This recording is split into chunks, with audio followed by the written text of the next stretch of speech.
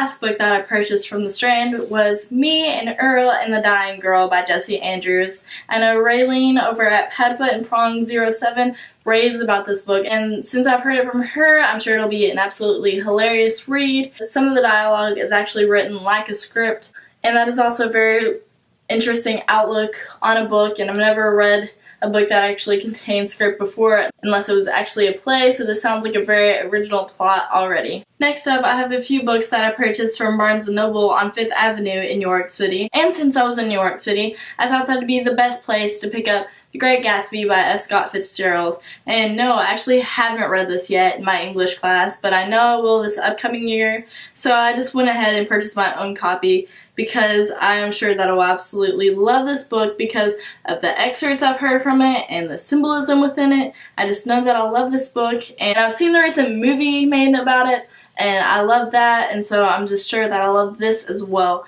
And I just love this cover so much. It is beautiful, and I'm super glad that I finally picked up The Great Gatsby. Next, I have a book that looks extremely beautiful, and that is Everything Leads to You by Nina LaCour. I just love this cover and how the words are written. Just the typography itself is just beautiful. I know it's about a girl who's in her brother's apartment at the time, and he just wants her to do something awesome with it. So she's usually not used to doing things like that. I think this book is primarily about self-discovery and just finding something awesome to do with your life, and I love those two things, so I'm definitely looking forward to picking this up. Another beautiful book based on the typography is Love Letters to the Dead by Ava DeLera. And this book, it just looks beautiful, and the story just seems so interesting because it's about a girl who's recently lost her sister, and she has to write a letter to a dead person. And so she writes one to her sister and also a lot of famous people. And I just think the concept is just so original to write letters to people who you can never talk to again, and just what you would say to them if you had the chance. Next up, I have Confessions of a Shopaholic by Sophie Kinsella. And I've heard really rave reviews on this book, and also the movie adaptation of this is my favorite movie ever, and so I feel like I definitely should go ahead and pick this book up because the movie is just so hilarious, and so I'm sure the book will be even better than that. Next, I'll show you the rest of the books that I purchased this summer, starting with Since You've Been Gone by Morgan Matson.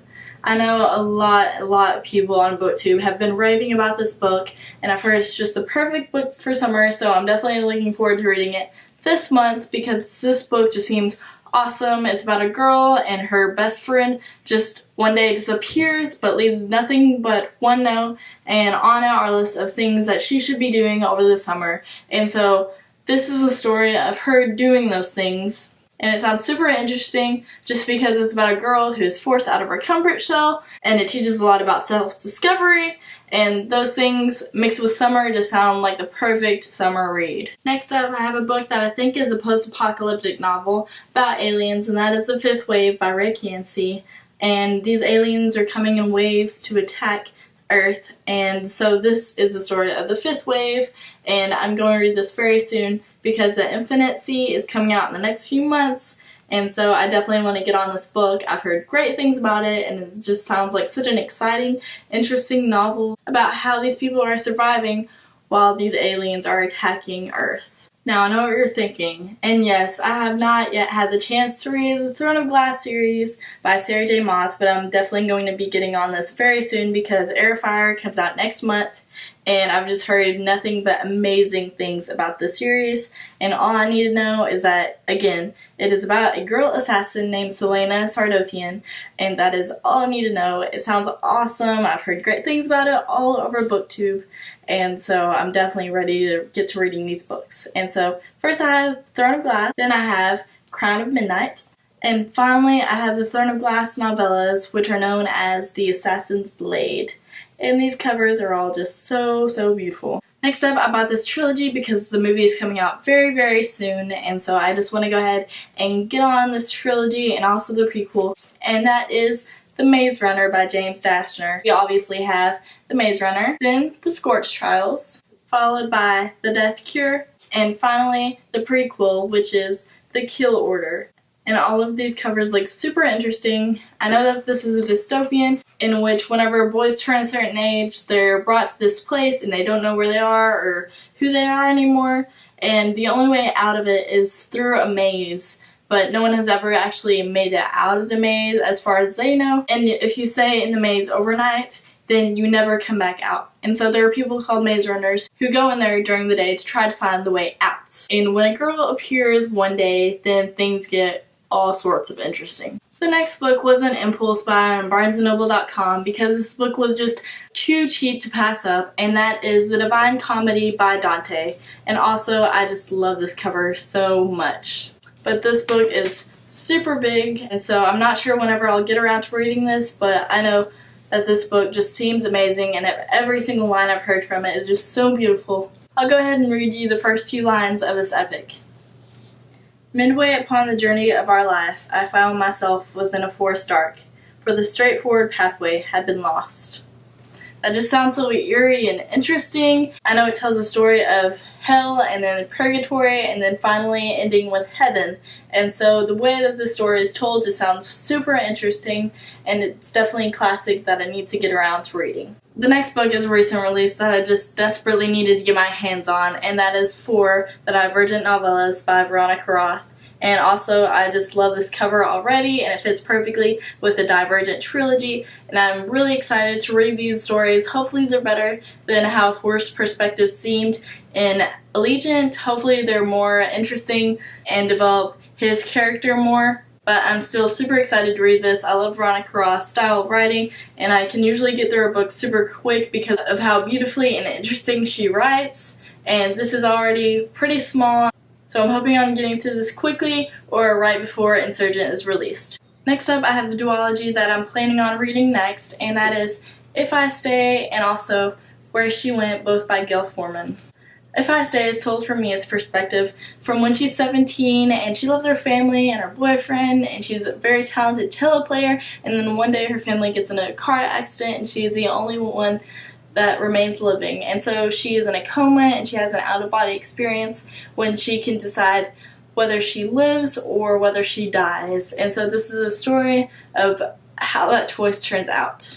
And then there is Where She Went, which is told from her boyfriend's perspective, and I'm assuming it's after she made that choice. So I don't know much more about it than that, except that hopefully these books will be really good, and I'm really looking forward to the movie that is coming out in August. Next up, I have an audiobook that I got from the Book Depository, because for some reason, audiobooks from the Book Depository are actually cheaper than from Barnes & Noble, and so I picked up Is Everyone Hanging Out Without Me by Mindy Kaling, and I'm really excited to read this. I love Mindy Kaling ever since I watched her on The Office. She seems hilarious, and so I'm sure this audiobook will be just as hilarious as she was on The Office. I've heard nothing but great things about how funny this audiobook is, and it's even more wonderful because it's actually read by Mindy Kaling herself. Next up, I have a trilogy that seems like the nerdiest satire ever, and that is William Shakespeare's Star Wars by Ian Doescher. Just the cover of this book just seems so wonderful. I love Star Wars, and I love reading William Shakespeare's plays and sonnets,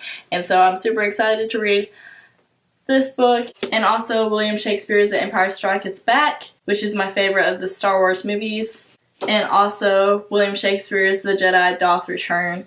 And let's just talk about these beautiful covers. I love these covers so much, and just the wording of these books is just wonderful and hilarious, and just the best way I could ever read Star Wars. One day I was casually strolling through Target's book aisle, and I stumbled upon The Here and Now by Anne Brashears, and I wasn't really planning on picking it up, even though I have read some of the Sisterhood of the Traveling Pants books, and those were really good. And this is in a completely different genre, but it seems really interesting. But I wasn't really planning on picking it up until I saw the sticker that used to be on this book.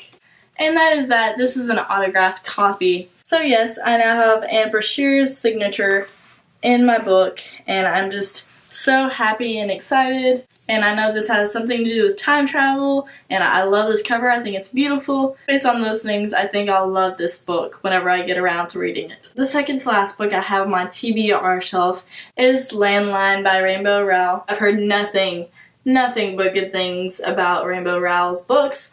on BookTube, and I have not actually picked up one of her books yet, and so I'm excited to start with this book. It just seems interesting. It has something to do with her being able to talk to herself or her husband whenever they were first talking, and so it just seems like a very, very interesting concept, and I'm sure it'll be super sweet and adorable, just like all of her books have been so far. And I just love this cover and the spine, and I'm really looking forward to finally getting around to reading one of Rainbow Rowell's books. And the final book I have on my TBR shelf is Silver Shadows by Rochelle Mead. This just came out a few weeks ago, and so I knew I had to pick it up so then I can just marathon the Bloodlines series. So obviously I can't tell you anything about this book. I would just go ahead and suggest that you read the awesome Vampire Academy series first. I absolutely love those books along with Rose and Dimitri. But these books are going to be super awesome as well. And so this is the final book I have on my TBR shelf currently. And so that has been all 50 of the books on my TBR shelf. And yeah, that's a lot.